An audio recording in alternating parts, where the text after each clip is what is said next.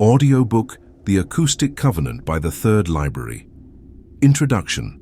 In the beginning was the Word, and the Word was with God, and the Word was God. This ancient formula is not poetry, it is physics. You, standing at the intersection of matter and consciousness, have been granted the same tool that spoke the galaxies into rotation: articulate speech. Among all creatures on this planet, only you possess a larynx capable of producing the infinite variations of phonetic sound that we call language. The bird sings, but it cannot say tomorrow. The whale calls across oceans, but it cannot declare, I am. You can. This is not an accident of evolution. It is a cosmic inheritance, a fragment of divine machinery installed in your throat. Yet observe how this sacred instrument is deployed. The average human uses speech primarily to narrate their suffering. I'm so tired. I can't afford this. Nothing ever works out for me. These are not mere observations. They are acoustic commands, broadcast into a listening universe that does not judge your words but simply arranges matter to match their frequency. You have been given the power to speak worlds into existence, and you use it to describe the world you do not want. This is the great tragedy of the human condition. We possess the instrument of gods and the discipline of children. The Acoustic Covenant is the forgotten contract between speaker and reality. It states simply, your words are not symbols floating in abstract space.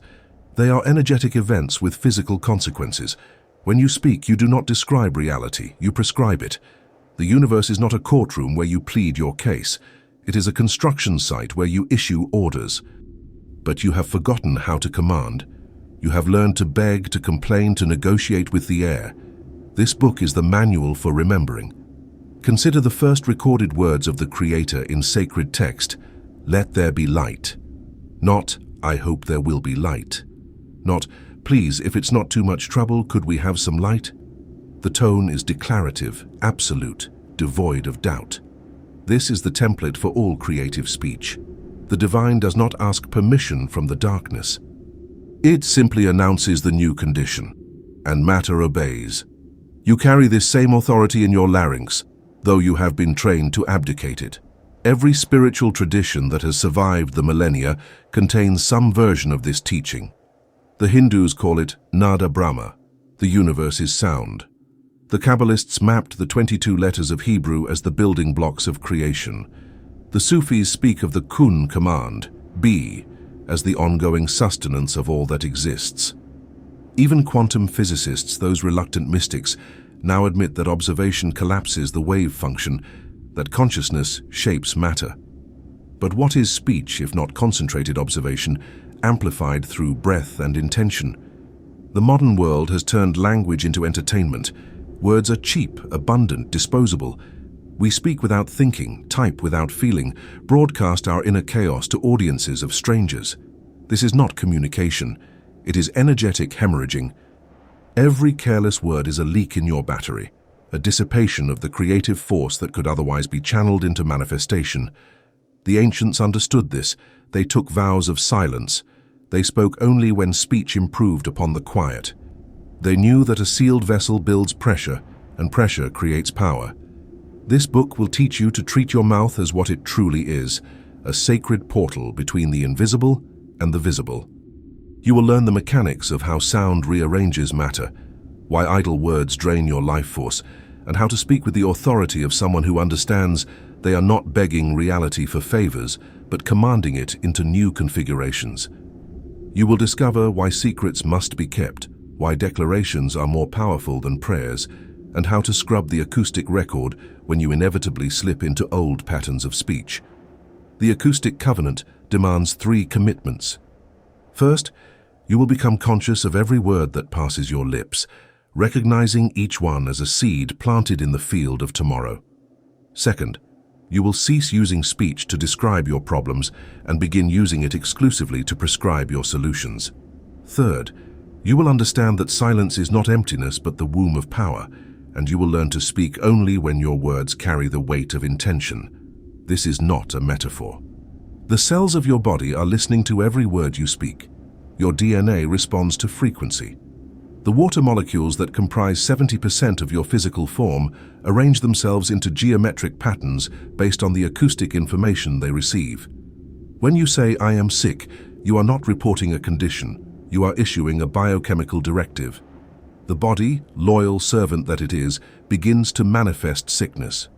When you say, "I am healing," the same cells reorganize toward wholeness. This is not wishful thinking. It is applied physics.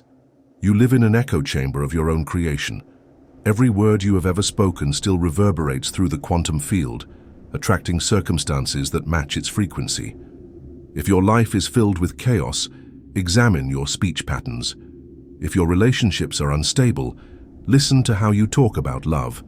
If abundance eludes you, notice how often you declare poverty. The universe is not punishing you. It is simply mirroring back the acoustic signature you keep transmitting. The path forward is not complicated, but it is rigorous. You must become the guardian of your own tongue, the editor of your own inner dialogue, the architect of your spoken reality. You must train yourself to catch negative declarations before they harden into form, to replace complaints with commands, to seal your lips against idle chatter and open them only to bless. This requires vigilance. It requires the kind of self-discipline that most people reserve for physical fitness or financial planning, applied instead to the words you allow to pass your lips. Know this: you are not learning something new. You are remembering something ancient. Your ancestors understood the power of the spoken word. They cursed and blessed with equal seriousness because they knew both worked. They made oaths and kept them because they understood that broken words break worlds. They protected their names because they knew that a name is not a label, but a vibrational identity. You come from a lineage of people who understood that speech is magic, and magic is simply technology we have forgotten how to operate. This audiobook is structured as a journey through 8 chambers, each one revealing a deeper layer of the acoustic covenant. You will begin with the raw physics of sound, move through the dangers of idle speech, discover the power of silence, learn the difference between commanding and begging, master the cancellation protocols for mistakes, understand the supreme authority of the words "I am," recognize the listening nature of reality, and finally accept the challenge of governing your speech with conscious precision. Each chamber builds upon the last, until the full architecture of vocal sovereignty is revealed. As you listen to these teachings, you may notice resistance. The ego loves to talk. It loves to complain, to explain, to defend, to narrate. It will tell you that policing your speech is exhausting, impossible, unnecessary. This resistance is proof that you are approaching real power. The ego fears silence because silence exposes it as the phantom it is. The ego fears declarative speech because declarations bypass its endless loop of doubt and negotiation. Continue anyway. The initial discomfort is merely the friction of old patterns being reworn into new grooves. By the time you reach the epilogue of this work, you will understand that your mouth is the rudder of your ship, the dial on your radio, the chisel in your hand as you sculpt the statue of your life. You will no longer speak carelessly because you will recognize that careless speech creates a careless life. You will no longer describe what you do not want because you will understand that description is prescription in the language of creation. You will become, in the truest sense, a person of your word, not because you are moral, but because you are awake to the fact that your word is the substance from which your world is made. Chapter 1. The Physics of Sound. Before you can wield speech as a creative instrument, you must understand what sound actually is. Strip away the poetry and mysticism for a moment and look at the raw mechanics. Sound is a pressure wave moving through a medium. When you speak, your vocal cords vibrate, creating compressions and rarefactions in the air molecules around them. These waves travel outward in concentric spheres, invisible but measurable, carrying specific frequencies and patterns. This is not abstract. This is kinetic energy moving through space, colliding with matter, rearranging it according to the information encoded in the wave. The study of cymatics reveals this principle with stunning clarity. When you place sand or water on a metal plate and introduce sound frequencies, the particles arrange themselves into precise geometric patterns. Low frequencies create simple shapes. circles, basic polygons. Higher frequencies produce increasingly complex mandalas, fractal flowers, sacred geometries that appear in temples and nature alike. Change the frequency, and the pattern changes instantly. The particles are not choosing to move. They are being organized by the information contained in the sound wave. Matter obeys vibration. Now consider that your body is not solid. It is a collection of atoms held together by electromagnetic forces, vibrating at specific frequencies. Between the nucleus of an atom and its electrons is mostly empty space. You are in truth a standing wave pattern that has convinced itself it is a solid object. And what comprises the majority of your physical structure? Water. Approximately 70% of your body weight is H2O, and water is exquisitely sensitive to frequency. Every cell is bathed in fluid that responds to acoustic information. When you speak, you are not just making noise that travels outward to the ears of others. You are creating vibrational patterns that move through your own body first. The sound waves generated in your larynx travel through your skull, your chest cavity, your organs. They pass through the water in your cells, creating geometric patterns in real time. If the sound carries a frequency of harmony, words of love, gratitude, affirmation, the patterns are coherent, symmetrical, beautiful. If the sound carries a frequency of discord, words of anger, fear, self-hatred, the patterns are chaotic, fragmented, distorted. This is not metaphor. Japanese researcher Masaru Emoto demonstrated that water crystals exposed to words like love and gratitude formed exquisite symmetrical structures when frozen, while water exposed to words like hate and you fool formed broken, asymmetrical patterns. Critics will dispute his methodology, but the underlying principle is sound. Frequency affects form. Your cells do not have ears, but they have receptors that respond to vibration. When you consistently speak words of disease, limitation, and despair, you are bathing your cells in chaotic frequencies. Is it any wonder that disease manifests? The voice is unique among instruments because it is internal. When a pianist plays a note, the vibration travels through the air to the listener. When you speak, the vibration travels through the physical structure of your body before it ever reaches the external world. Your bones conduct sound. Your sinuses act as resonance chambers. Your heart, floating in its pericardial sac of fluid, vibrates in response to your words.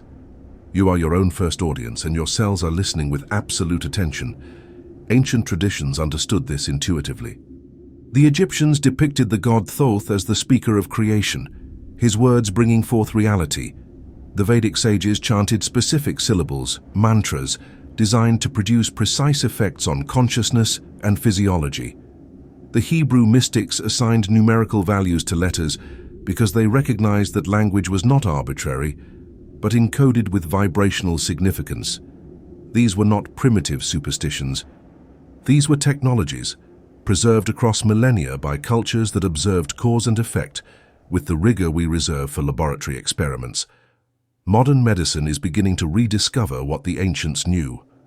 Ultrasound uses high-frequency sound waves to image the interior of the body, and even to break apart kidney stones. Researchers are experimenting with focused sound waves to destroy tumors without surgery. The military has developed sonic weapons that can incapacitate targets through frequency alone. If external sound can shatter matter, rearrange tissue, and affect neurological function, why would we assume that internal sound, the constant broadcast of our own voices, has no effect? The mechanism is straightforward. Every word you speak carries a specific frequency signature. That signature interacts with the quantum field, the energetic substrate from which all matter emerges. The field responds to frequency, like a radio responds to tuning.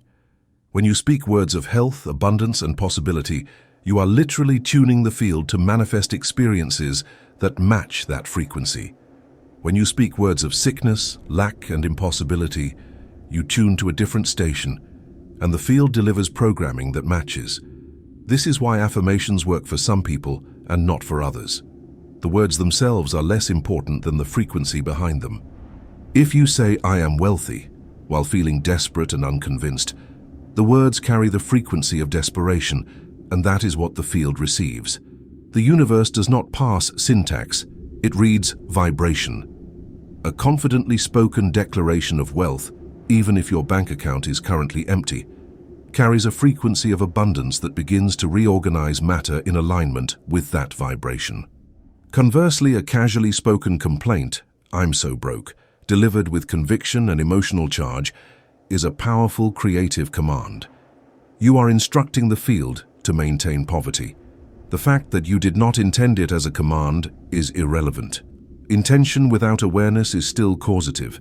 The field does not require your conscious consent to act on your vibrational broadcasts. It simply responds, with the neutrality of water forming ice crystals or sand, arranging into patterns on a cymatics plate.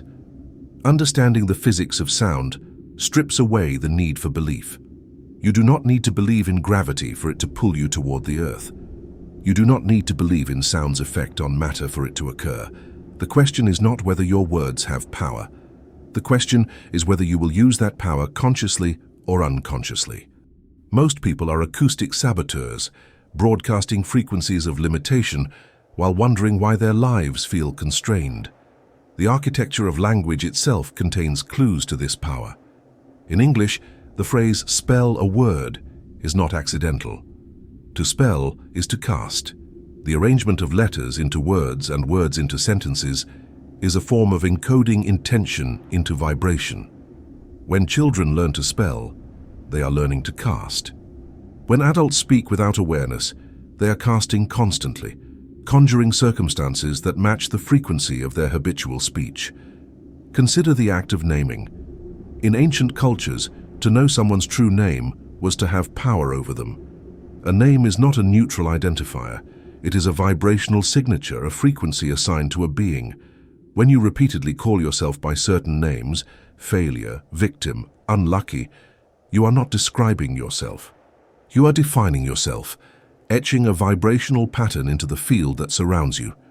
The field then works to maintain coherence with that pattern, attracting events and circumstances that validate the name you have claimed. The opposite is equally true. When you name yourself with words of power, creator, healer, sovereign, you assign yourself a new frequency. Initially, there may be dissonance. The old pattern does not disappear instantly. But if you maintain the new name with consistency and conviction, the field begins to reorganize. Opportunities arise that match the new frequency. People who resonate with that vibration appear in your life. Obstacles that were once insurmountable reveal pathways through. This is not positive thinking. Positive thinking is often a thin veneer of forced optimism painted over deep doubt. What we are discussing is acoustic engineering, the deliberate use of frequency to restructure matter. The scientist does not hope the chemical reaction will occur. She understands the properties of the elements and combines them with precision. The person who masters the acoustic covenant does not hope their words will manifest. They understand the properties of sound and speak with the precision of someone operating tested machinery. Your voice is an instrument. It can be used to build or demolish, to heal or harm, to illuminate or obscure. But first, you must accept that it is an instrument at all, not merely a tool for social exchange or emotional venting.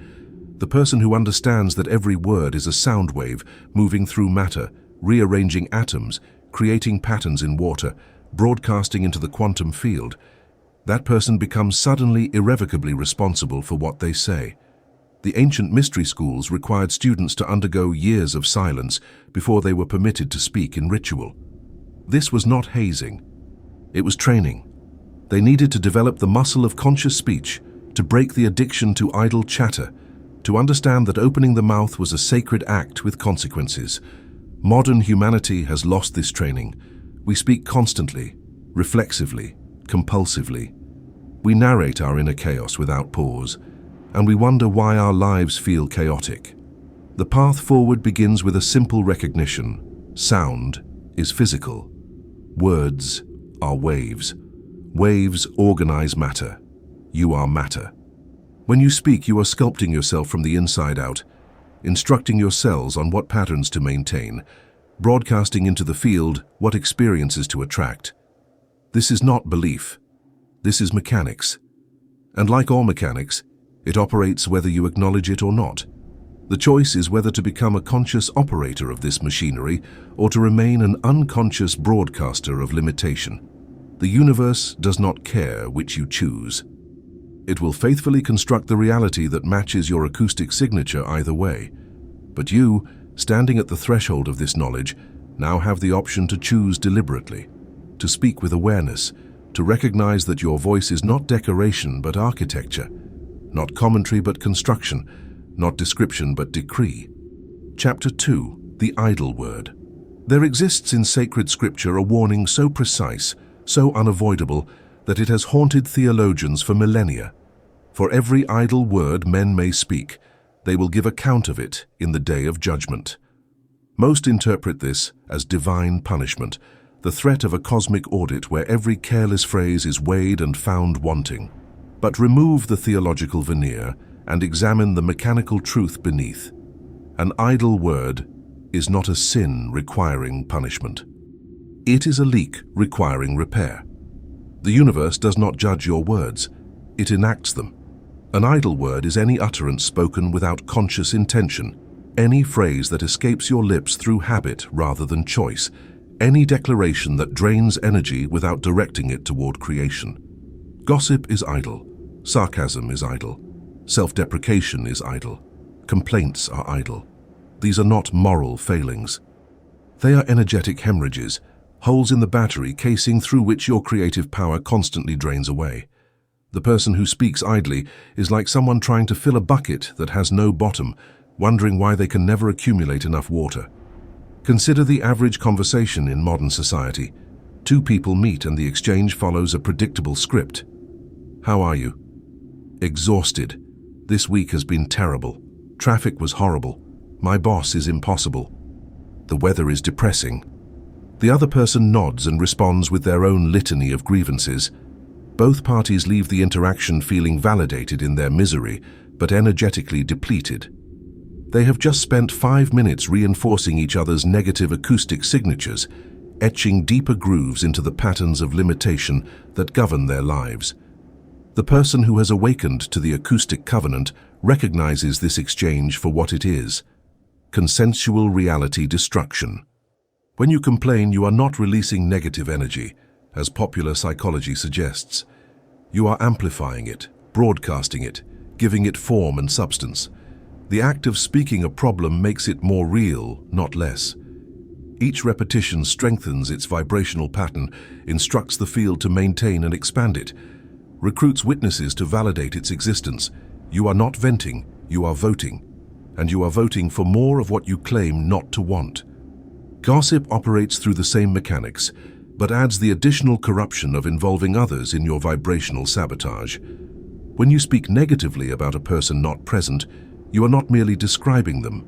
You are defining them within your own field, creating an energetic form that now influences all future interactions. Worse, you are training yourself to perceive them through the lens of that definition.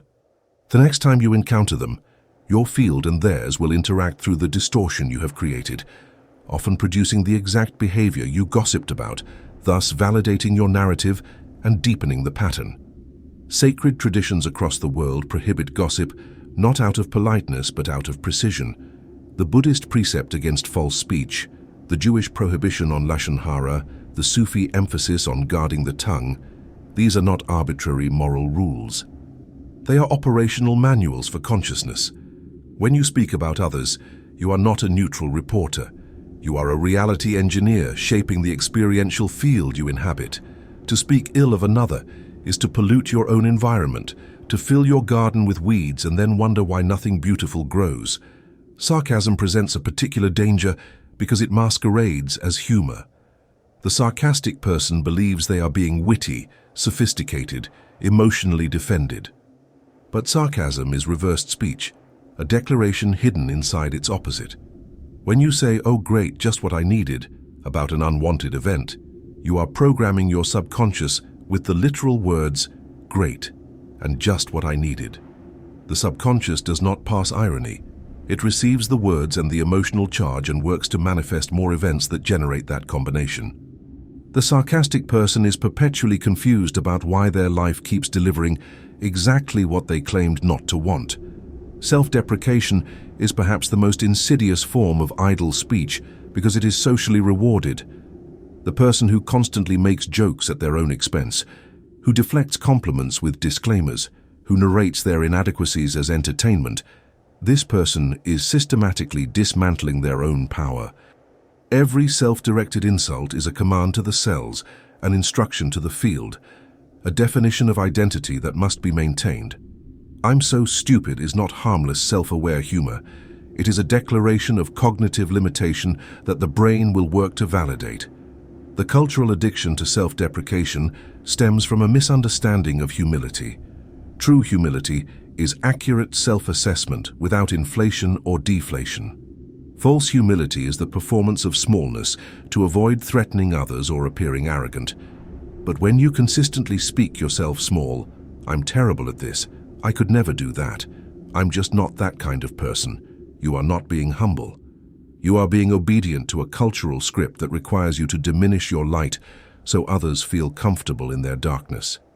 This is not virtue, it is collusion.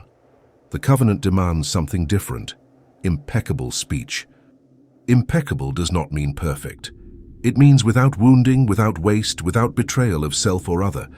When the question, "How are you?" arrives, the person of impeccable speech does not lie and perform false positivity, nor do they unload their troubles onto an unsuspecting listener.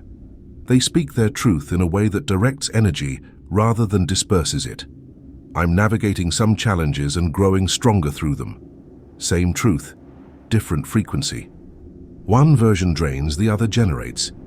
Impeccable speech requires constant vigilance because the habit of idle words runs deep. You have been trained since childhood to narrate your experience, to explain yourself, to fill silence with sound. The average person speaks thousands of words per day, and the vast majority are idle, habitual phrases, social scripts, emotional reflexes. To bring consciousness to speech is to discover how little you actually need to say. The mystic speaks rarely because they understand that most words are wasted, that silence contains more power than chatter, that the universe is not impressed by volume, but by precision. There is a practice in certain monasteries called custody of the tongue. Monks are trained to pause before speaking and ask 3 questions. Is it true? Is it necessary? Is it kind? If the answer to any question is no, the words remain unspoken. Imagine living by this standard. How much of your daily speech would survive the filter? How often do you speak simply to fill space, to manage anxiety, to hear your own voice? These are the idle words, and they are costing you more than you realize. The cost is not metaphorical. Every word requires breath, and breath is life force. When you speak idly, you are spending life force without return. The cells work to generate the sound. The nervous system activates to coordinate the speech. The brain engages to construct the sentences, all for utterances that create nothing, build nothing, heal nothing. This is why people who talk excessively often feel chronically fatigued. They are running their battery on idle engine revving in neutral, going nowhere but consuming fuel. Contrast this with the person who has learned to speak only when speech improves upon silence. Their words land with weight. When they make a declaration, it carries the accumulated power of all the words they chose not to speak. Their yes means yes because it is not diluted by hundreds of idle yeses. Their no creates a boundary because it is not softened by explanatory justifications.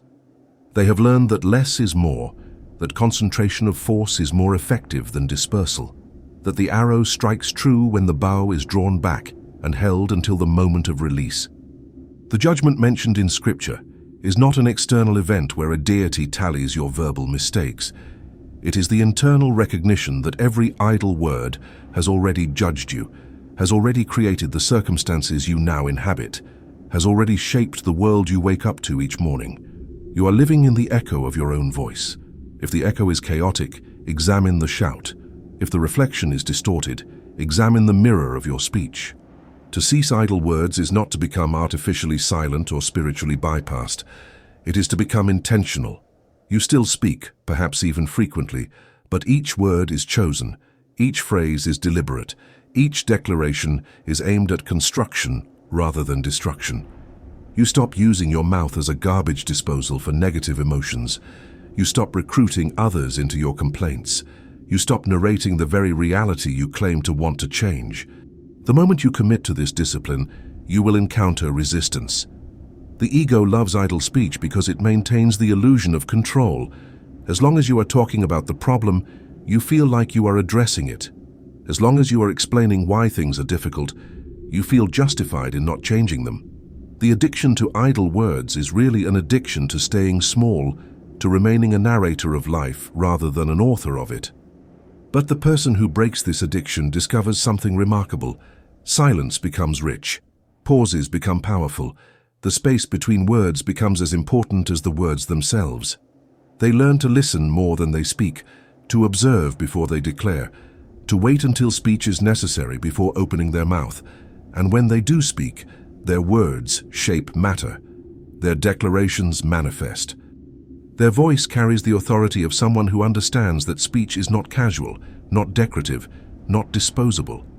It is the sacred technology through which consciousness becomes form. Chapter 3. The Silent Reservoir. Power accumulates in silence the way water accumulates behind a dam. When the dam holds, pressure builds, and that pressure can be released strategically to turn turbines, generate electricity, irrigate fields. When the dam breaks or leaks constantly, there is no power, only waste, erosion, and the steady diminishment of what could have been useful force. Your silence is the dam. Your idle words are the leaks. The question is whether you will learn to hold the water or continue to let it drain away before it can be put to work. The Hermetic axiom states it plainly: to know, to will, to dare, and to keep silent.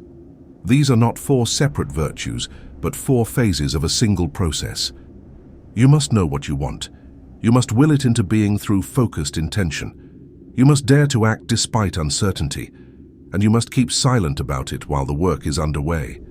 This final phase is the one modern practitioners most often violate, and it is the reason so many manifestations fail before they can fully materialize. When you conceive of a desire, it exists first in the invisible realm, in the field of pure potential. It is a seed planted in consciousness, delicate and vulnerable. If you immediately broadcast this seed to everyone around you, telling friends your plans, posting your intentions on social media, explaining your vision to skeptical relatives, you are exposing the seed to frost before it has time to germinate. The energy that should be concentrated in the growth of the vision is instead dispersed in defending it, explaining it, managing others' reactions to it. Every person you tell becomes a variable in your manifestation equation. Some will support you, and their belief will add energy to your vision. But most will doubt, criticize, or offer unsolicited advice, and their doubt becomes a countervailing force that you must overcome. You have just multiplied the resistance without multiplying the power.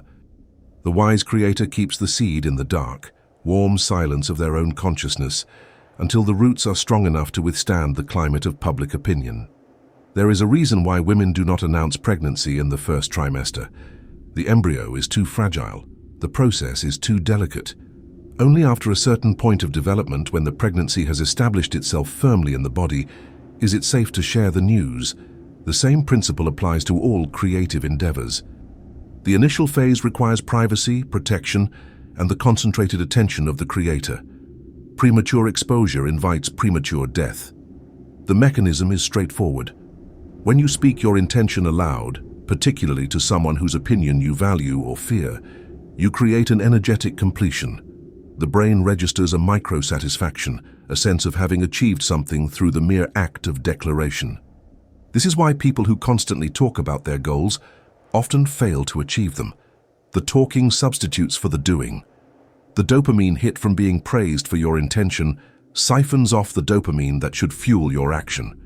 You have released the pressure before it could drive the engine. Contrast this with the person who moves in silence. They decide on a course of action and tell no one. They begin the work without announcement, continue it without updates, and complete it before revealing what they have done. When others finally learn of their achievement, It is already a fait accompli, a thing accomplished, undeniable, immune to the opinions that might have killed it in its infancy.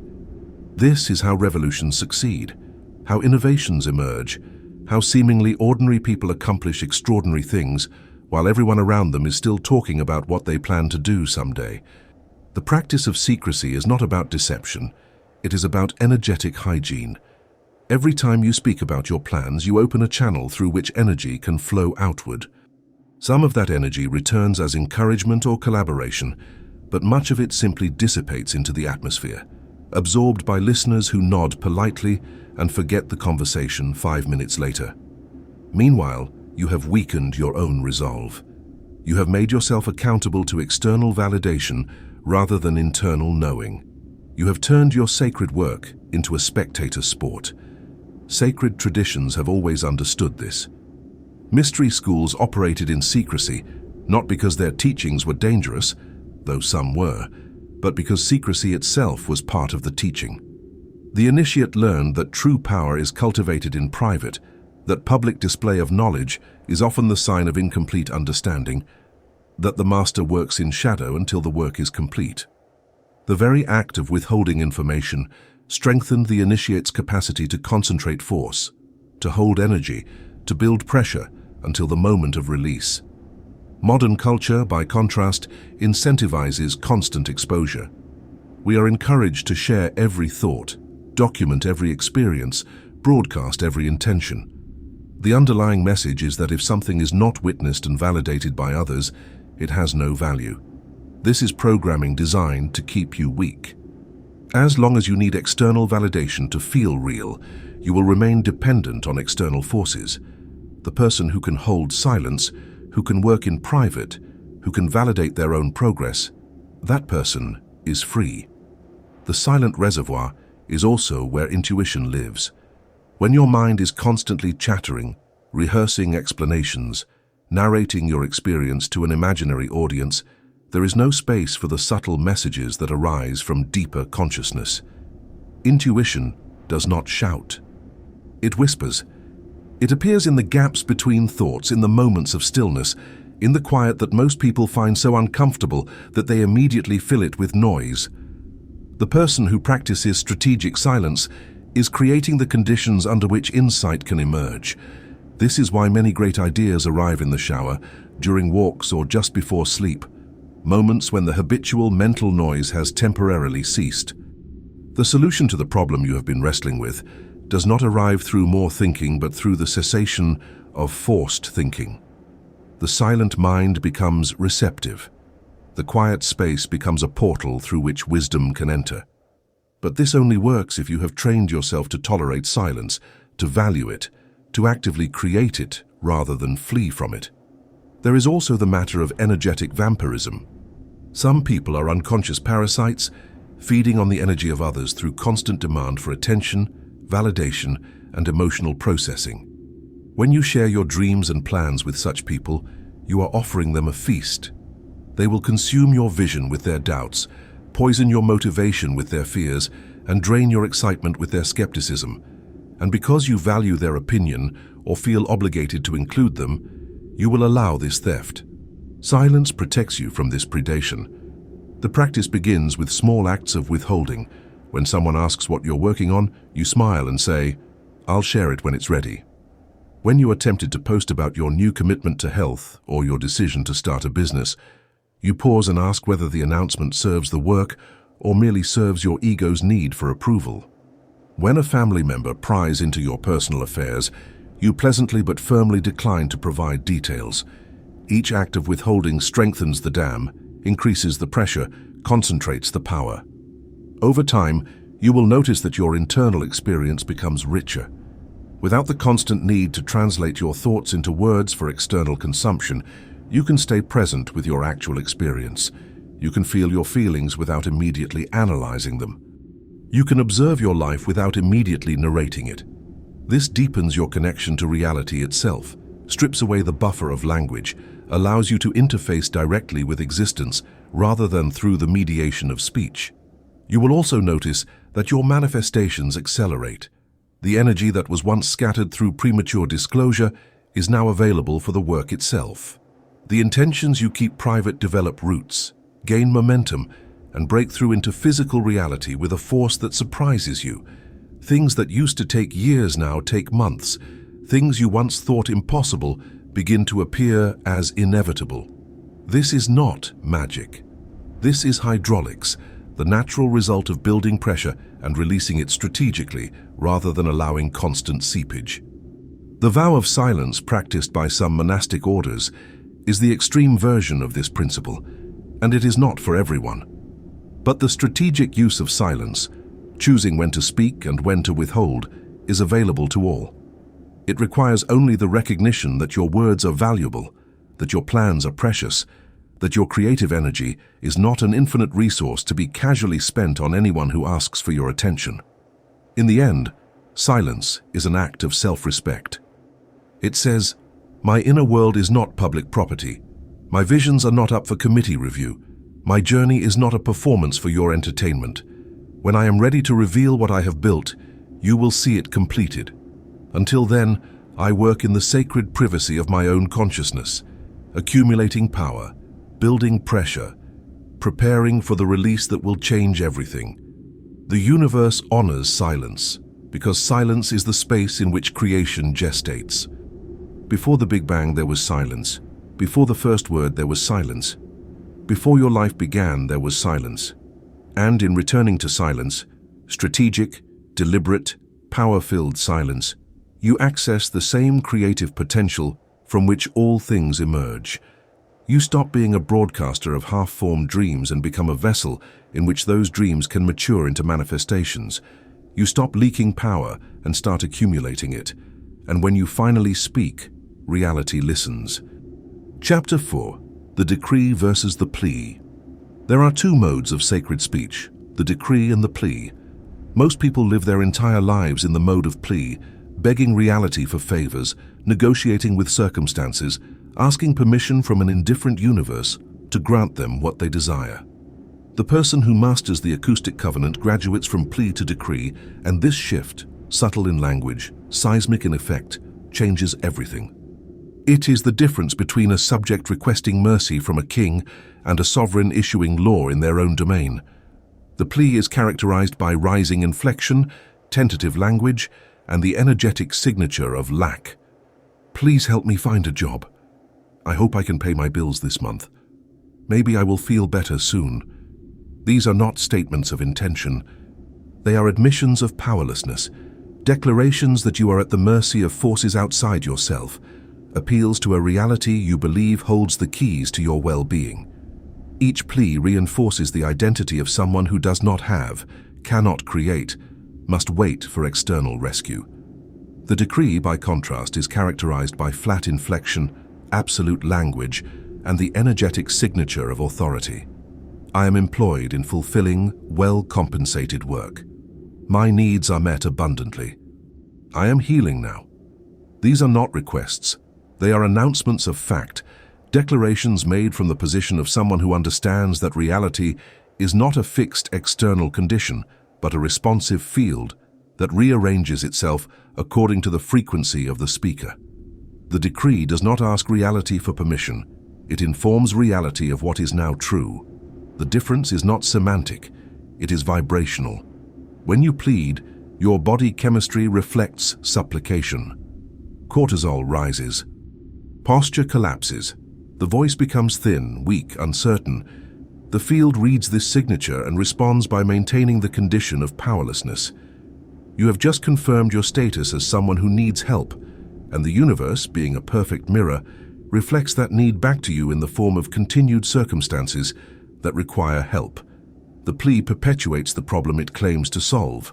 When you decree, your body chemistry reflects sovereignty. The spine straightens, the breath deepens. The voice drops into a lower register, becomes steady, resonates from the chest rather than the throat. The field reads this signature and responds by aligning circumstances with your declaration. You have claimed authority, and the universe, recognizing the frequency of command, begins to rearrange matter to match your statement. The decree creates the solution by vibrationally embodying it before it manifests physically. This is why prayer, as commonly practiced, so often fails. The person prays for healing while vibrationally affirming sickness. They pray for abundance while energetically broadcasting lack. They pray for love while feeling fundamentally unlovable. The words are positive, but the frequency is negative, and the field responds to frequency, not syntax. The universe does not care what you say. It cares what you mean, and meaning is transmitted through the vibrational quality of your speech, not the dictionary definition of your words. The secret is to pray from the end, not to the end. You do not pray for the thing you want as though it is absent. You give thanks for the thing you want as though it has already arrived. This flips the vibrational signature from lack to fulfillment. Your cells do not know the difference between an imagined reality and a physical one. They respond to the frequency you generate. When you speak with gratitude for the fulfilled desire, you generate the same biochemistry as if the desire had manifested, and that chemistry sends a signal to the field that says, "This is my reality now." The master of decree understands that the universe is not a vending machine that dispenses outcomes in response to requests. It is an echo chamber that amplifies frequencies. If you broadcast the frequency of "I need," the echo is more needing. If you broadcast the frequency of "I have," the echo is more having. This is not a trick, it is physics. You cannot cheat the echo. You cannot say "I have" while feeling "I lack" and expect the field to be fooled. Authenticity matters. The vibration must match the declaration, and this is why the practice of decree requires discipline. To speak a decree with authority, you must first cultivate the internal state that matches the decree. If you declare "I am confident" while feeling terrified, the decree has no power. The words are hollow.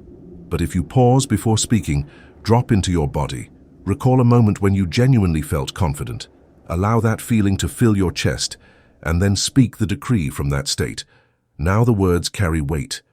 The vibration supports the language. The field receives a coherent signal and begins to construct circumstances that validate it. This is the practice. State management before speech.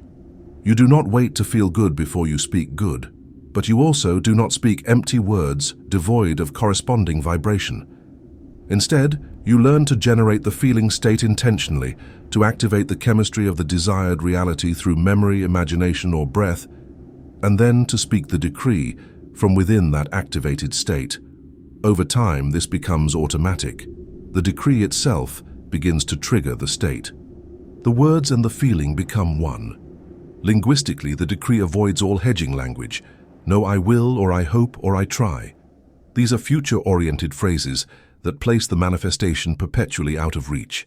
"I will be successful" guarantees that success remains always on the horizon, never in the present. The decree speaks in the present tense, as though the thing is already done. "I am successful," not as a lie, but as a claim staked in consciousness, a vibrational fact that physical reality will catch up to if you hold the frequency long enough. The decree also avoids qualifying phrases.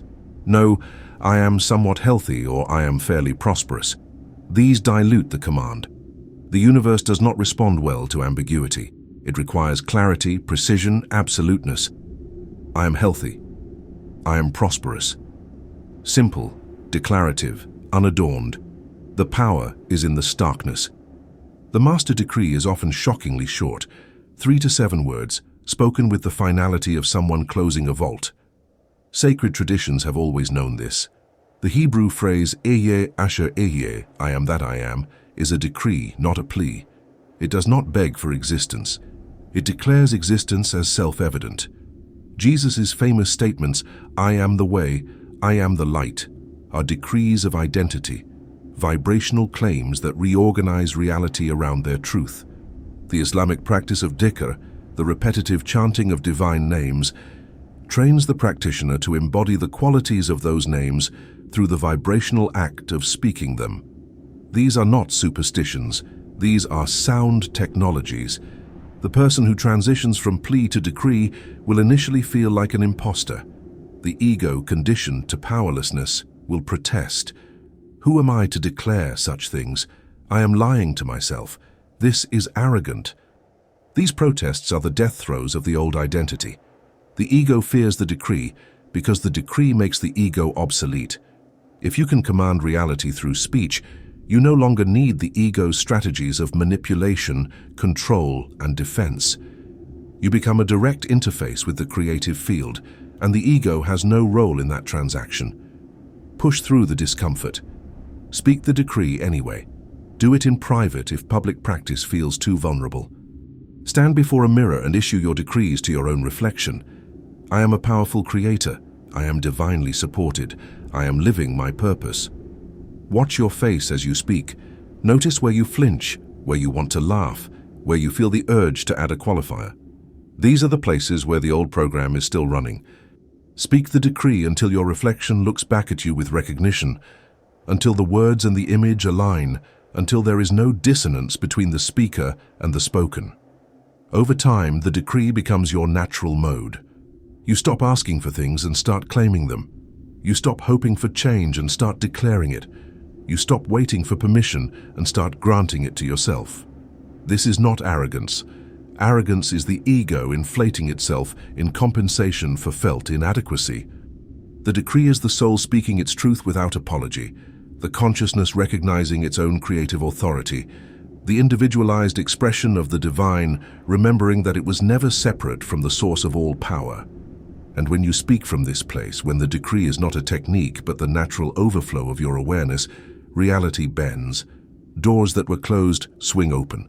Opportunities that did not exist suddenly appear. People who can help you are drawn into your orbit. Resources materialize, health returns, clarity emerges, not because you begged the universe to grant these things, but because you declared them into being and held the frequency long enough for form to follow vibration. This is the covenant. You are not a beggar. You are a sovereign. Your words are not petitions, they are legislation. The universe does not grant your wishes. It enacts your decrees. But you must learn to speak like someone who understands their own authority. Like someone who knows that their voice is not a trivial sound in an indifferent cosmos, but the localized expression of the same creative power that spoke galaxies into existence. The question is not whether you have this power, you do. The question is whether you will claim it. Chapter 5. The Cancellation Protocol. Perfection is not required. If it were, the Acoustic Covenant would be available only to saints, and saints are in short supply. What is required is vigilance and a willingness to correct course the moment you recognize an error. You will slip. You will complain. You will declare limitation when you meant to declare possibility. You will speak an idle word, gossip about a colleague, or announce that you are exhausted when what you meant to say is that you are resting. These are not failures. They are data points that reveal where unconscious programming still runs. What matters is what you do next. The cancellation protocol is the emergency procedure for scrubbing the acoustic record before a negative declaration hardens into form. Think of speech as writing in wet concrete. The first moment after you speak, the concrete is still fluid. The words are present, but not yet set. If you act immediately, you can smooth over the declaration, replace it with something else, rewrite the command before it becomes permanent. But if you wait too long, the concrete hardens, and the words become part of the structure. Removal then requires significant effort, demolition rather than revision. The technique is simple. The instant you recognize that you have spoken something misaligned with your desired reality, you audibly say, "Cancel, cancel." Not in your mind, aloud. The sound of the cancellation is important. You are issuing a counter-command to the field, revoking the previous order, using vibration to disrupt the vibrational pattern you just created. Speak it with authority, not panic. You are not begging the universe to forgive your error. You are commanding the field to disregard the previous transmission. Immediately after the cancellation, you must speak the opposite. If you said, "I am so broke," you cancel and then state, "I am financially abundant." If you said, "I always get sick in winter," you cancel and declare, "My immune system is strong and resilient." If you complain that nothing ever works out for you, you cancel and announce, "Everything is working in my favor." The replacement statement does not need to be elaborate. It needs to be clear, positive, and spoken with the same or greater conviction than the original negative declaration. This protocol works because the field responds to the most recent clear signal. If you issue a command and then immediately issue a contradictory command, the second one overwrites the first, provided it is spoken with sufficient force. Think of it as editing a document. The first draft contains an error. You catch it, delete it, and type the correction. The error existed momentarily, but it was not saved. The field is similar. The negative declaration begins to encode itself into your energetic structure, but if you catch it early and overwrite it with a positive declaration, the negative pattern does not have time to solidify. The critical window is approximately 60 seconds. After that, the declaration begins to stabilize. The subconscious receives it, the cells respond to it, the field begins to construct circumstances around it. This does not mean the declaration is irreversible after 60 seconds. Nothing is truly irreversible. But it does mean that reversal requires more effort. If you cancel within the first minute, you are editing. If you wait longer, you are repairing. Both are possible. One is easier. Most people do not catch their negative declarations at all. They speak limitation automatically, never pause to question the words, and then wonder why their lives feel stuck. The first step of the cancellation protocol is therefore not the cancellation itself, but the development of awareness. You must train yourself to hear your own speech, to notice when you have just issued an order to the universe that contradicts your stated desires. This requires a kind of internal vigilance, an observer self that listens to the speaker self and intervenes when necessary. The practice of self-observation is ancient. The Sufis call it muraqaba. The Buddhists call it mindfulness. The Stoics call it prososh. All point to the same capacity, the ability to watch your own mind in real time, to witness the arising of thoughts and words without being completely identified with them. When you develop this capacity, you create a gap between impulse and expression, between thought and speech. In that gap, choice becomes possible. You can catch the negative declaration before it fully leaves your mouth or immediately after, and intervene. Initially, you will catch yourself long after the words have been spoken. You will lie in bed at night and remember that you complained about your health 3 times during the day, gossiped about a coworker at lunch, and declared that you could never afford the vacation you wanted. This is progress. You are at least becoming aware of the pattern. The next day, you might catch yourself within an hour, then within minutes. Eventually, you will catch yourself mid-sentence, stop, cancel, and correct before the declaration is complete. The emotional tone of the cancellation matters. Do not berate yourself. Do not add guilt or shame to the mix. These are additional negative frequencies that complicate the situation. The cancellation should be matter-of-fact, mechanical, devoid of drama. You made an error in code. You caught it. You corrected it. No crisis, no judgment, just the simple act of editing your own broadcast. Self-flagellation is another form of idle speech, internal idle speech, and it drains just as much energy as external complaints. Some practitioners visualize the cancellation process for added effectiveness. When they say cancel, cancel, they imagine a giant red X appearing over the negative statement, or see the words dissolving into smoke, or picture themselves erasing a blackboard. These visualizations engage the subconscious more fully, adding a layer of instruction that reinforces the verbal command. The subconscious thinks in images more readily than in words, so an image of cancellation coupled with the spoken cancellation creates a multidimensional override. The replacement statement must be in the present tense and positively framed. Do not say, "I am not sick," after cancelling, "I am sick."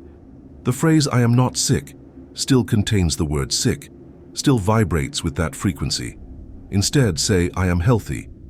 Do not say, "I am not poor," after cancelling, "I am broke." Say, "I am wealthy," or "I am abundant." The field does not process negations well. It receives the noun and ignores the not. This is why telling yourself, "Don't be nervous," makes you more nervous. The instruction contains nervous, and the brain lights up the neural pathways associated with that state. Children learn this protocol faster than adults, because they are less invested in their errors. A child will say something negative, you teach them to cancel, they cancel and correct without shame, and they move on. Adults carry the weight of decades of negative speech patterns and often resist the protocol because it requires admitting how frequently they sabotage themselves. The ego does not want to acknowledge that it has been the primary obstacle to your success. But humility here is power. Admitting the problem is the first step to solving it. As you practice the cancellation protocol consistently, you will notice a remarkable shift. You will start to catch yourself before the negative words leave your mouth. The observer self will interrupt the speaker self at the moment of impulse. The complaint will rise to your lips, and in the millisecond before vocalization, you will feel it, recognize it, and choose differently. You will close your mouth and say nothing, or you will immediately speak the positive alternative without needing the intermediate step of cancellation. This is mastery of the threshold, the liminal space between thought and word. You become the gatekeeper of your own mouth, the editor of your own broadcast, the guardian of the vibrational field you emit. What once was automatic becomes conscious. What once was compulsive becomes volitional. You reclaim authority over your own voice, and in doing so you reclaim authority over your life. There will still be moments when you forget, when stress or habit overrides awareness, and a string of negative declarations pours out before you realize what has happened. Do not despair, simply cancel them all in one batch. Cancel everything I just said. The truth is this: I am capable, I am supported, I am moving toward my highest good. Mass cancellation is less elegant than immediate correction, but it works. The field is patient. It will accept revisions at any point. You are not trying to fool it or outmaneuver it. You are simply learning to operate the instrument of speech with increasing precision. The cancellation protocol is training wheels. Eventually they come off. Eventually negative declarations stop arising because the underlying programs that generated them have been overwritten. You have spoken your new reality so many times, cancelled your old reality so consistently, that the new reality becomes the default. The neurons have wired new pathways. The subconscious has accepted new instructions. The field around you vibrates at a different frequency. And at that point, you rarely need to cancel anything because you rarely speak anything that requires cancellation. Until then, cancel without mercy. Cancel your complaints, your gossip, your self-deprecation, your declarations of limitation. Cancel and replace. Cancel and replace. Cancel and replace. Each cancellation is a small act of sovereignty, a declaration that you will not allow unconscious speech to dictate your experience, that you are the authority over the acoustic environment you create, that your words will serve your vision rather than sabotage it. The universe does not judge you for needing the protocol. It simply waits, responsive and ready for your next clear command. Chapter Saquags, the name of power. Of all the words available to you, two stand above the rest in creative potency: I am. These syllables are not mere linguistic building blocks. They are the localized pronunciation of the divine name, the vibrational signature of existence itself. When you say, I am, you are not describing yourself. You are invoking the creative principle, calling forth the organizing intelligence of the cosmos, and attaching it to whatever words follow. This is why sacred texts treat the phrase with such reverence. This is why mystics guard it with such care. To say I am is to become momentarily transparent to the source code of reality. In the biblical account, when Moses asks God for a name to give the Israelites, the response is not a noun but a verb: I am that I am. This is not evasion. It is instruction. The divine does not have a name separate from existence itself. The divine is the act of being, the ongoing present tense reality of isness. And when you, as an individualized fragment of that divine consciousness, say, I am, you are speaking from that same ground of being. You are not claiming to be God. You are acknowledging that the principle that keeps God in existence is the same principle that keeps you in existence. Every statement that begins with I am is therefore a creation command of the highest order. If you say, I am tired, you have just issued a directive to every cell in your body to diminish energy production.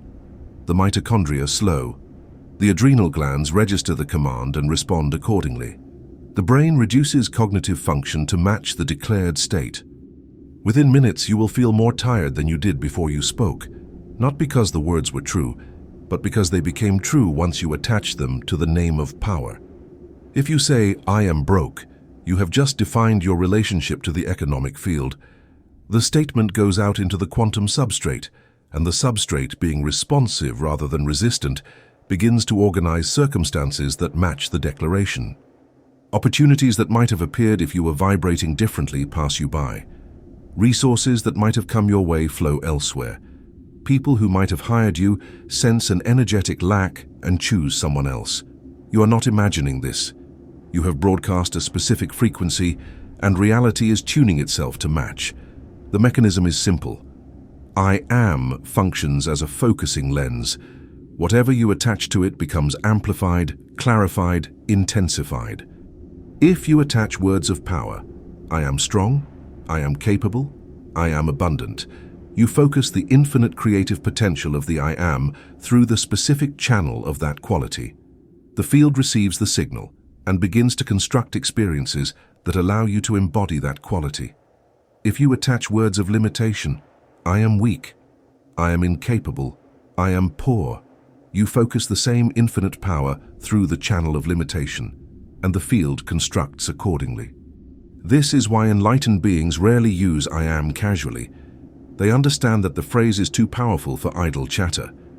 When they do use it, the words that follow are carefully chosen, aligned with the highest expression of their consciousness. I am that I am. I am the light of the world.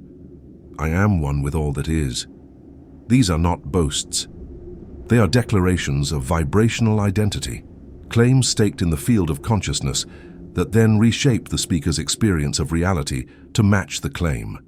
The person who masters the Acoustic Covenant becomes exquisitely careful with I am. They audit their speech and notice how many times per day they attach this sacred phrase to statements of limitation. I am so stupid. I am a mess. I am terrible at this. Each one is a micro-curse, a small act of self-sabotage, a declaration that instructs the field to maintain you in a state of dysfunction, and the field, being obedient rather than moral, complies. The corrective practice is to police your use of I am as though your life depends on it, because it does. When you catch yourself about to say, I am exhausted, stop, breathe, choose different words. I am resting, or I am recharging, or simply, I need rest.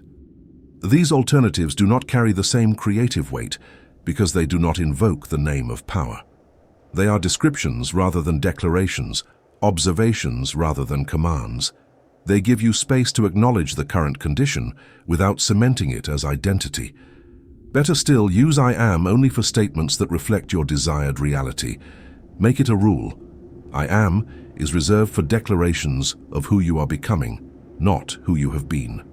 I am healthy. I am prosperous. I am at peace. I am living my purpose. Speak these statements in the morning before you check your phone. Speak them in the mirror before you leave the house. Speak them in moments of doubt when the old identity tries to reassert itself. Each time you speak them, you are not lying. You are legislating. The subconscious does not distinguish between current physical reality and declared vibrational reality. When you say, I am confident, the subconscious does not fact-check your bank account or your job history. It simply receives the instruction and begins to generate the biochemistry, posture, and behavior patterns associated with confidence.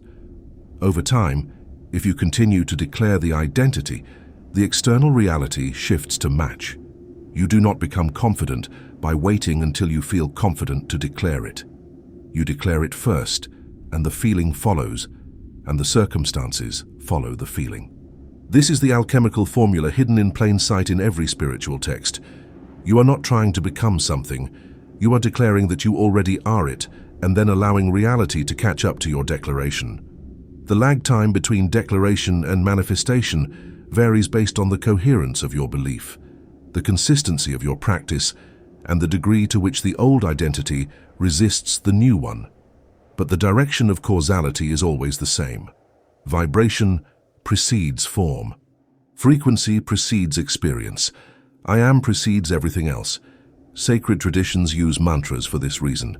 A mantra is a repeated declaration, often containing the seed syllable of a particular quality or deity. When you chant, "I am peace," 108 times, you are not trying to convince yourself. You are saturating your field with the frequency of peace, installing it as the baseline vibration from which you operate. The repetition is not mindless. It is precise engineering, using sound to restructure consciousness. The danger of "I am" in the negative cannot be overstated.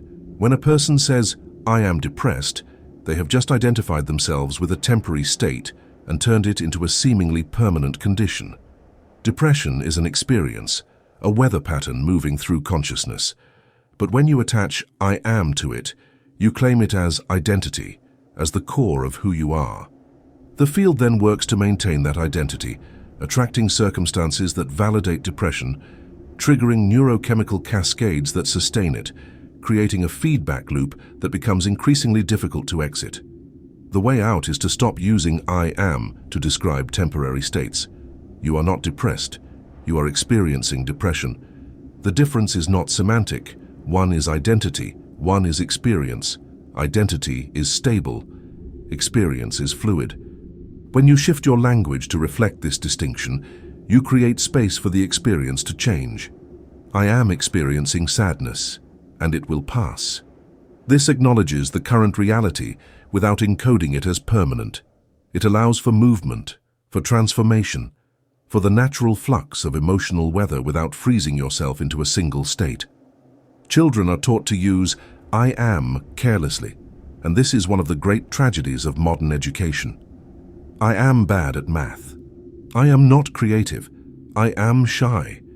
These declarations, spoken during the formative years when the identity is still malleable, become self-fulfilling prophecies.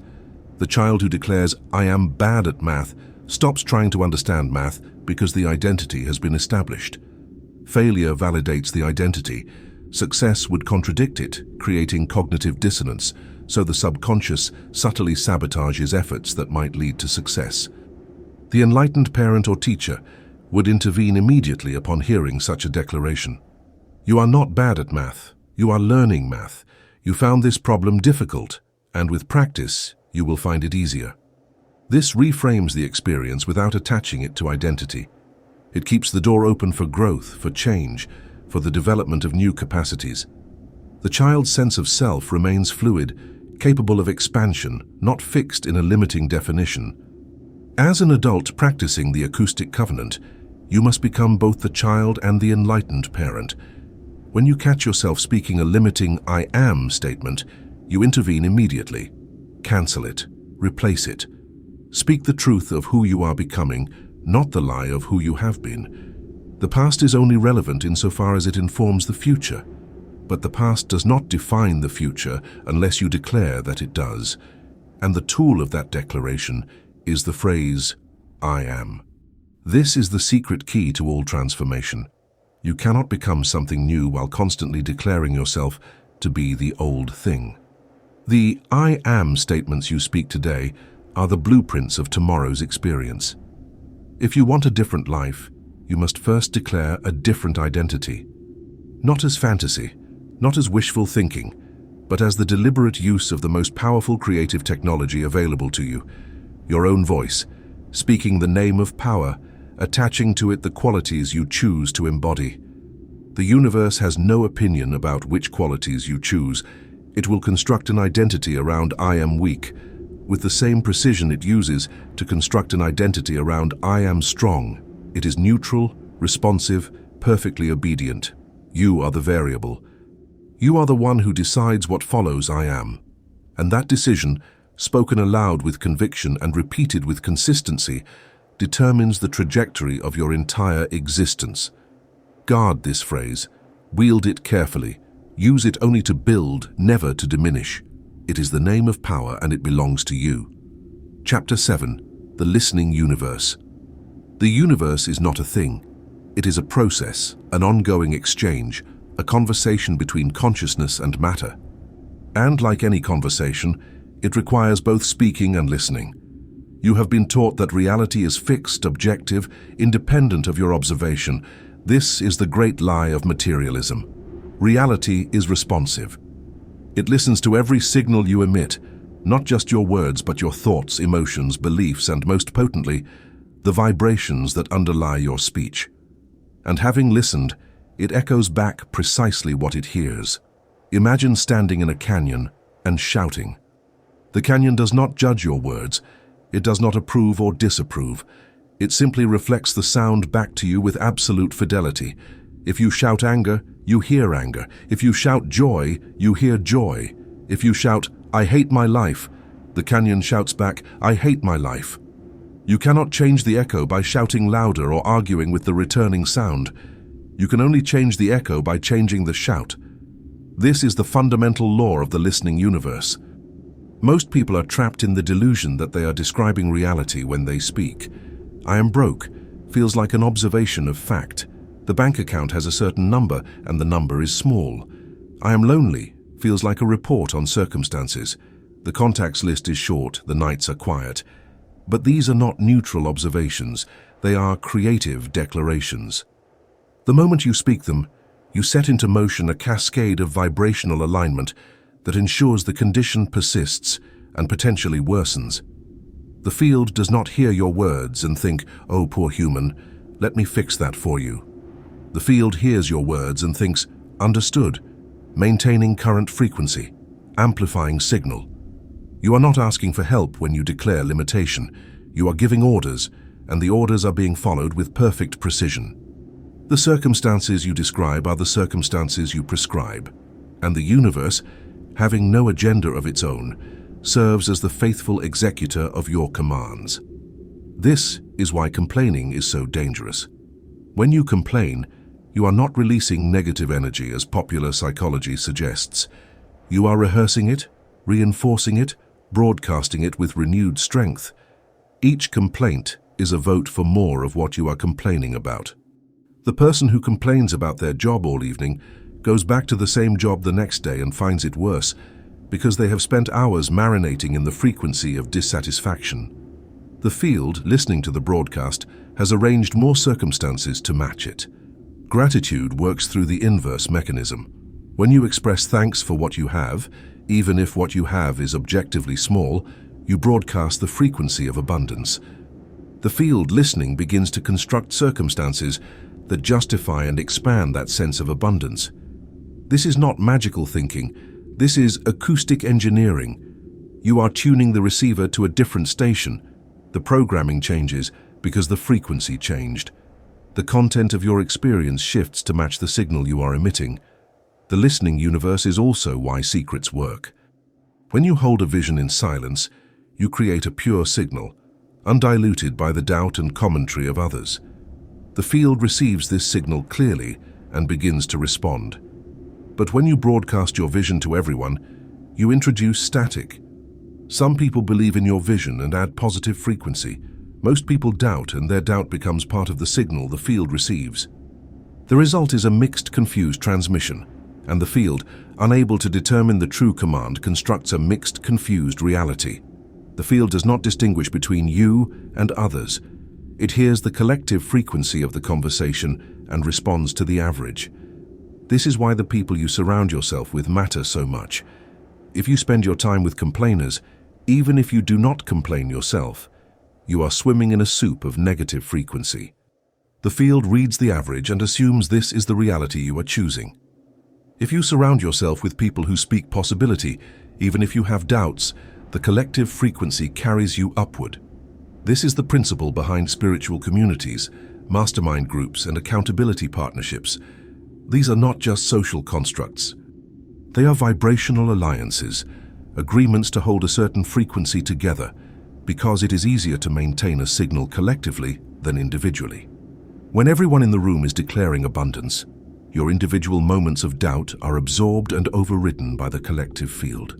When everyone in the room is complaining, your individual attempts at positivity are drowned out. The listening universe also explains the phenomenon of synchronicity. When you clearly declare an intention and hold the frequency of its fulfillment, the field begins to rearrange circumstances in ways that seem miraculous. The right person calls. The right book appears.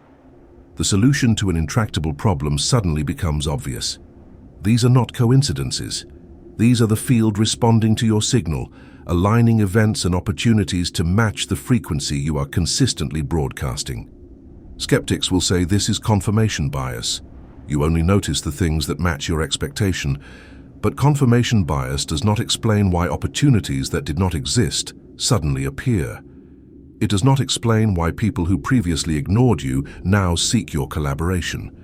It does not explain why solutions to problems emerge from unexpected quarters.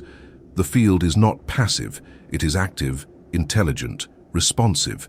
It listens to your signal and constructs circumstances that match it. The quality of the listening is perfect. The universe never mishears you. It never gets confused. It receives exactly the frequency you emit and responds with absolute precision. If your life is chaotic, the signal you are broadcasting is chaotic. If your life is peaceful, the signal is coherent. If you are experiencing lack, you are broadcasting lack. If you are experiencing abundance, you are broadcasting abundance. The mirror is perfect. The only variable is what you choose to stand in front of it emanating. This is why the practice of affirmation must be coupled with emotional alignment. Words alone are insufficient. If you say, "I am wealthy," while feeling poor, the field hears the feeling, not the words. Feeling is frequency, words are the vehicle, but frequency is the message. You must learn to generate the feeling of the fulfilled desire before the desire is fulfilled, to inhabit the frequency you want to experience, to vibrate as though the thing is already done. Then the words you speak amplify that frequency, and the field has a clear signal to respond to. The listening universe is not personal. It does not love you or hate you. It does not reward or punish. It simply responds. This is both liberating and terrifying. Liberating because it means you are not at the mercy of a capricious deity. Terrifying because it means you are completely responsible for the signal you emit. There is no one to blame. No external force keeping you down, no conspiracy against your success. Only the perfect reflection of the frequency you have been broadcasting, often unconsciously, for years. The moment you accept this responsibility, everything changes. You stop being a victim of circumstance and become the creator of circumstance. You stop asking, "Why is this happening to me?" and start asking, "What signal am I broadcasting that is attracting this?" The questions themselves shift your frequency. The victim question amplifies victimhood. The creator question amplifies sovereignty. And the field, listening carefully, responds to the new question with new answers. The practice of conscious speech becomes a practice of conscious frequency management. Before you speak, you check the frequency. Does this statement vibrate with what I want to create or with what I want to avoid? If it vibrates with what you want to create, you speak it with conviction. If it vibrates with what you want to avoid, you remain silent or speak the opposite. This is not repression. This is precision. You are not lying. You are aligning. Over time, you will notice that your external reality begins to stabilize around a new baseline. What once felt like struggle becomes flow. What once felt like resistance becomes support. Resources appear, doors open, people help, not because the universe suddenly decided to favor you, but because you finally learned to broadcast a clear, consistent signal that the universe could respond to coherently. You stopped shouting chaos into the canyon and started speaking creation. And the echo, as always, matched the shout. The listening universe is patient. It has been listening to you your entire life, faithfully constructing circumstances that match your broadcasts. It does not tire. It does not judge. It does not lose interest. It simply waits for your next transmission and begins immediately to rearrange matter accordingly. The question is, what will you say next? What frequency will you emit?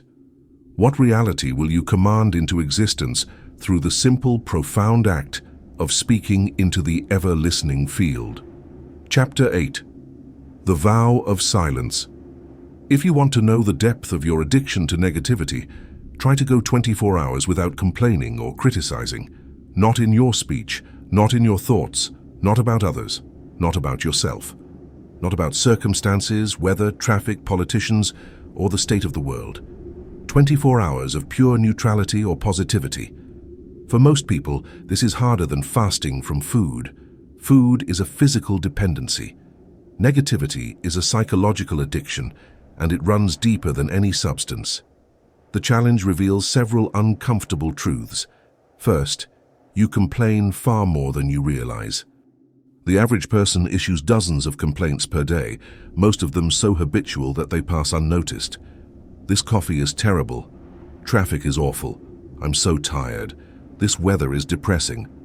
Each one is a small act of creative sabotage, a micro-command to the field to maintain dissatisfaction. String them together over days, weeks, years, and you have built a fortress of limitation around yourself, brick by bitter brick. Second, complaining feels good. There is a neurochemical payoff. When you vocalize a complaint, you receive a small hit of dopamine, a sense of righteousness, a feeling of being justified in your suffering. The ego loves this. It feeds on the story that life is hard, that you are a victim, that circumstances are against you. Each complaint validates the ego's narrative and provides evidence for its existence.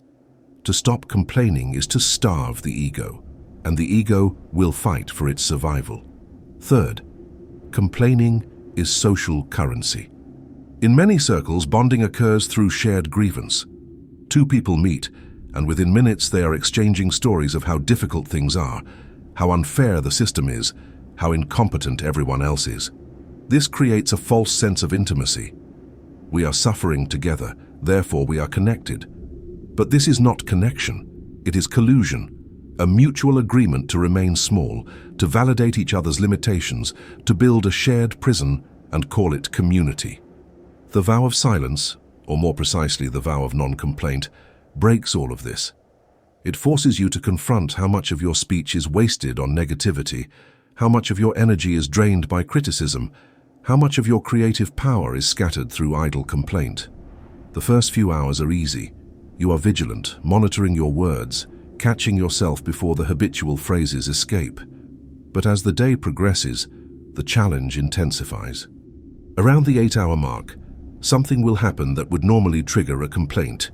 Your internet will crash. Someone will cut you off in traffic. A plan will fall through. Your immediate impulse will be to vocalize frustration, to tell someone about the injustice, to post about it online. But you have taken the vow, so you pause, you breathe, you feel the frustration without narrating it. And in that pause, something remarkable occurs. The frustration peaks and then subsides without needing to be expressed.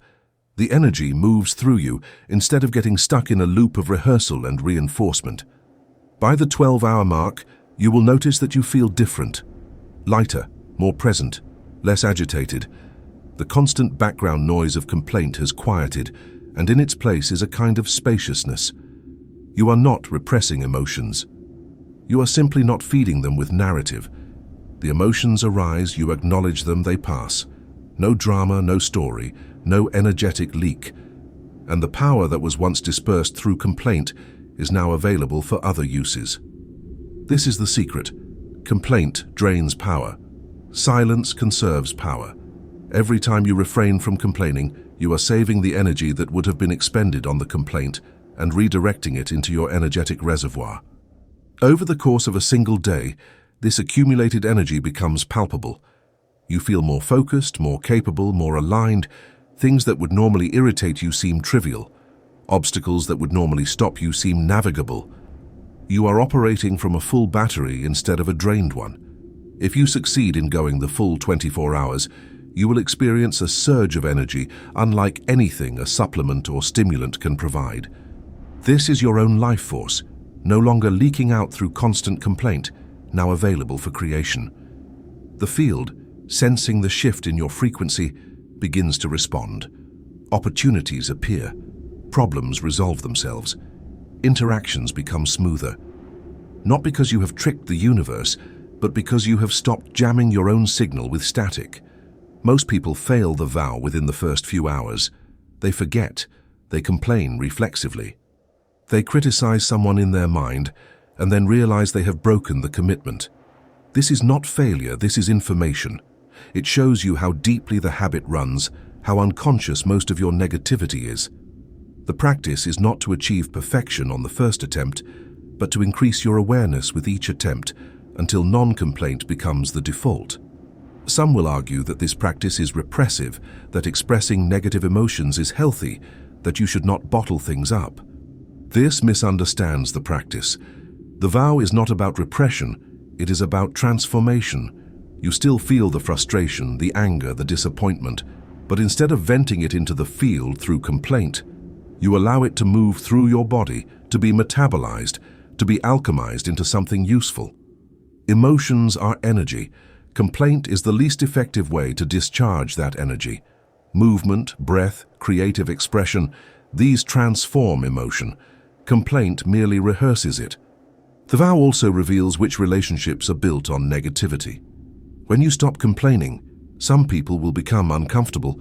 They will try to pull you back into the old dynamic, offering bait in the form of gossip or shared grievance. If you do not take the bait, they may become annoyed. This is not because they dislike you. It is because you are no longer participating in the shared frequency that kept the relationship stable. Some relationships will dissolve when negativity is removed, because negativity was the only bond. Others will transform, finding a new foundation built on possibility rather than complaint.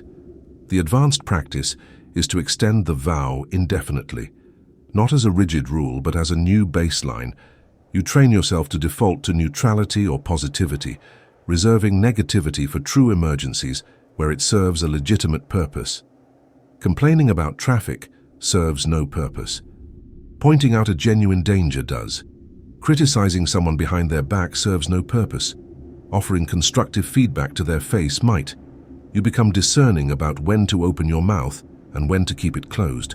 Over time, the vow rewires your brain. The neural pathways associated with complaint begin to atrophy from disuse. The pathways associated with gratitude and constructive speech strengthen. Your default frequency shifts upward. What once required effort becomes automatic. You stop needing to monitor your speech because your speech has aligned with your intention.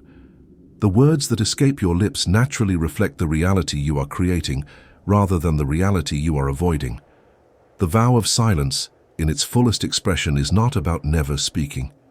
It is about never speaking idly, never speaking destructively, never speaking in ways that drain your power or diminish your field. It is about treating speech as sacred, recognizing that every word is a creative act, understanding that the universe is always listening and always responding. When you hold this awareness, complaint becomes impossible, not because it is forbidden, but because it is recognized as self-sabotage, and you love yourself too much to sabotage your own creation. The person who masters the vow of non-complaint becomes a stabilizing force in any environment. Their presence is calming because their field is coherent. They do not add to the collective noise. They do not amplify collective fear. They hold a frequency of possibility, and that frequency is contagious. Others around them begin to complain less, not because they are being policed, but because the field itself has shifted. This is true leadership, not leading through words, but through the vibrational quality of your presence. Take the vow. Start with 24 hours. When you fail, start again. Keep starting again until you succeed. Then extend it to 48 hours, then a week, then a month. Notice what changes in your life. Notice how circumstances shift. Notice how relationships evolve. Notice how much more energy you have. Notice how much clearer your mind becomes. Notice how much faster your declarations manifest. This is not coincidence.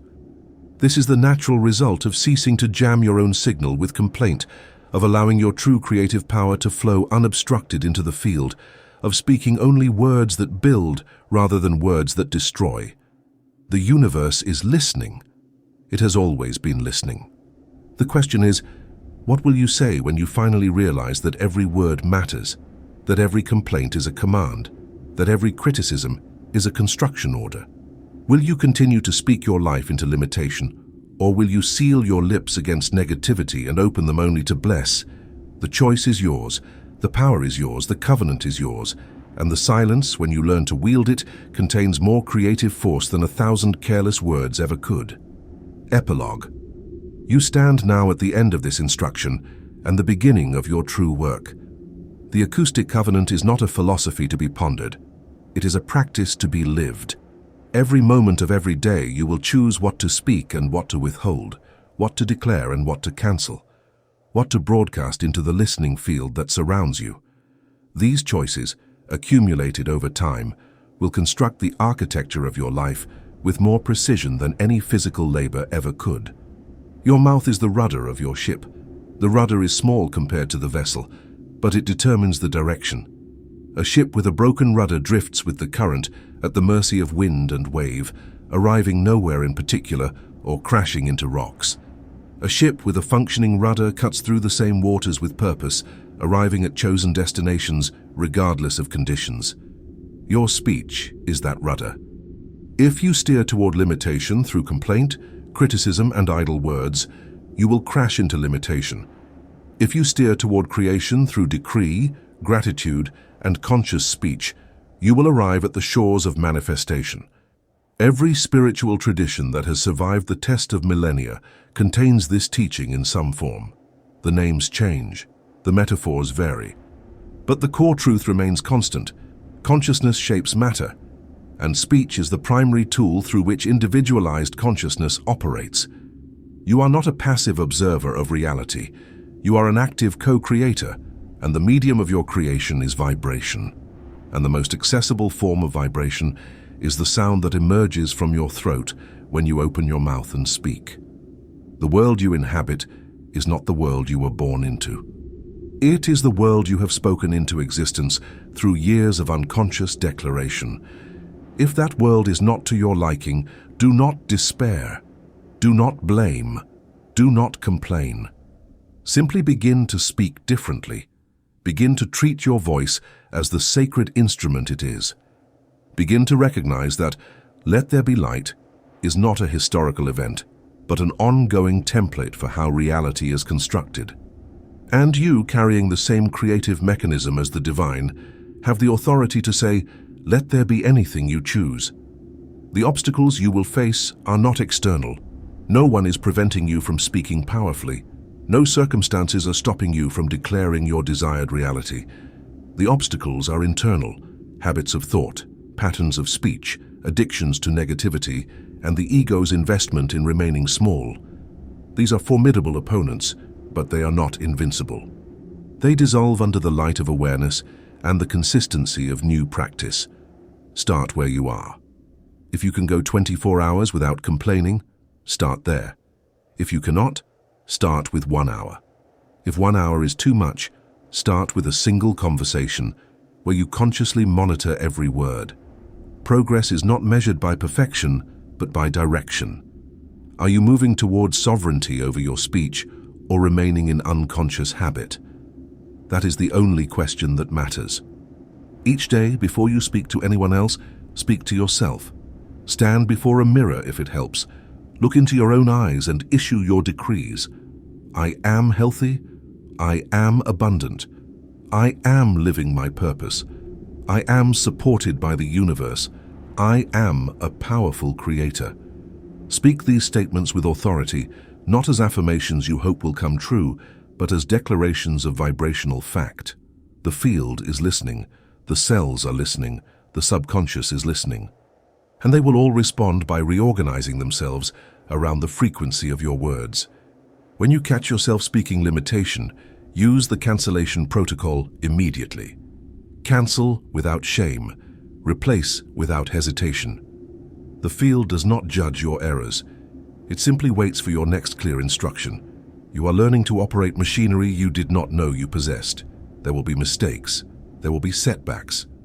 There will be moments when you forget everything you have learned and fall back into old patterns. This is expected. What matters is that you return to the practice, that you pick up the rudder again, that you recommit to speaking your world into alignment with your vision. Surround yourself with people who understand the power of speech or are willing to learn. Distance yourself from chronic complainers, gossips, and those who use words as weapons. You cannot afford to swim in a sea of negative frequency while trying to maintain a positive signal. The collective field matters. Choose your acoustic environment as carefully as you would choose the food you eat or the air you breathe. It is just as important. Read sacred texts with new eyes. When you encounter phrases like "the Word became flesh" or "in the beginning was the Word," understand that you are reading operational manuals, not poetic metaphors. The ancients were describing the mechanics of creation. They understood that vibration precedes form, that sound structures matter, that speech is the bridge between the invisible and the visible. You are heir to this knowledge. Use it. Practice silence daily, not as punishment but as power building. Set aside time when you do not speak at all, even to yourself internally. Let the constant narration cease. Let the inner commentator rest. In that silence, you will discover a depth of presence that is unavailable when the mind is chattering. And from that presence, when you do speak, your words will carry a weight and clarity they never had before. Keep your significant intentions private until they manifest. Resist the urge to announce your plans, to seek validation, to recruit witnesses. Work in the dark womb of silence where all creation begins. Let the pressure build. Let the vision gestate.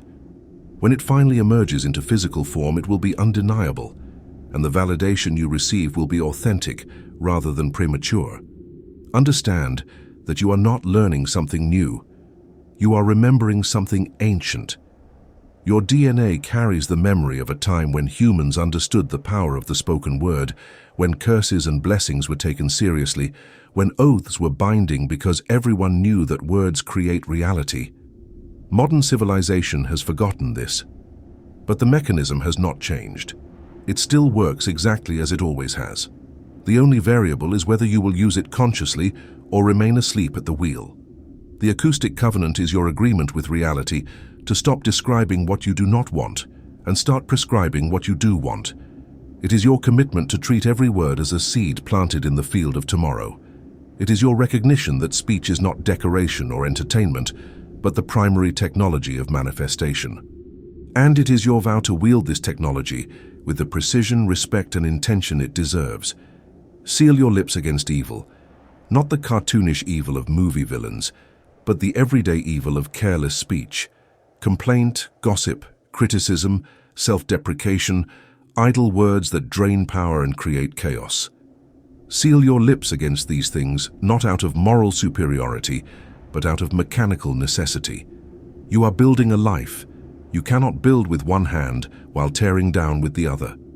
Open your lips only to bless yourself with declarations of health, abundance, and purpose, to bless others with words of encouragement, recognition, and support, to bless circumstances by speaking the outcome you desire rather than the condition you observe.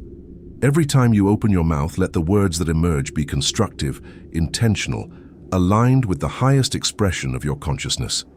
Speak your world into existence, not metaphorically, but literally. The world you will inhabit tomorrow is being constructed today by the words you speak today. If you want a different tomorrow, speak differently today. If you want health, declare health.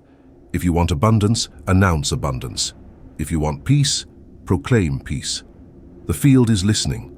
The universe is responsive. The covenant is in effect.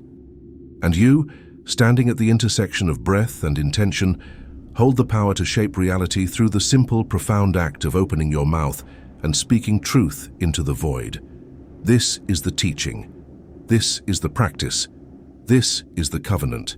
May your words be few, powerful, and precise. May your speech be a force of creation rather than destruction. May you remember that you are the voice of the divine in localized form, and that voice, when used with awareness, can speak galaxies into rotation or whisper a new life into being. The choice, as always, is yours, and the universe, patient and listening, awaits your command.